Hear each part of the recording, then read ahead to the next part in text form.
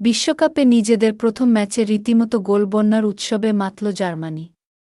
প্রতিপক্ষ কুরাশাওকে ৭-১ ব্যবধানে হারিয়ে আসর শুরু করল চারবারের বিশ্বচ্যাম্পিয়নরা।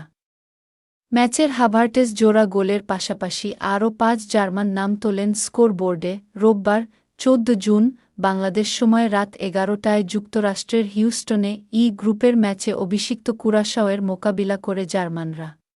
ম্যাচের ৬ মিনিটেই এনমেচার গোলে লিড পায় চারবারের বিশ্বচ্যাম্পিয়নরা, তবে সমতায় ফিরতে সময় নেয়নি কুশারাও। ১৪ মিনিট বাদে বক্সের ভেতর থেকে কুরাশাওয়ের রাইটব্যাক লিভানো কোমেনেনসিয়ার বা পায়ের দুর্দান্ত এক শট ম্যানুয়েল নয়ারকে ফাঁকি দিয়ে সরাসরি চলে যায় গোলপোস্টে।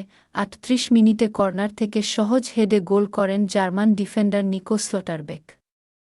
বাকি সময়েও আক্রমণাত্মক ভঙ্গিতে খেলে জার্মানরা যোগ করা সময়ের শেষ পর্যায়ে পেনাল্টিতে গোল করে ব্যবধান আরও বাড়িয়ে নেন কাই হাভার্টজ।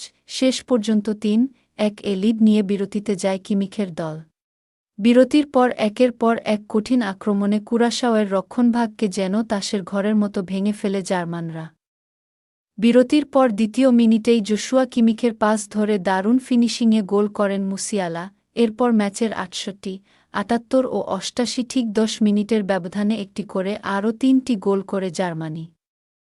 স্কোরবোর্ডে নাম তোলেন নাথানিয়েল ব্রাউন, ডেনিজ উন্দাব ও হাভার্টাজ। ১২ বছর আগে বিশ্বকাপের সেমিফাইনালে ব্রাজিলকে ৭-১ গোলে হারিয়েছিল জার্মানি। বেলো হরিজন্তের সেই স্মৃতি আরও একবার ফিরিয়ে আনল ডি ম্যানশাফটরা।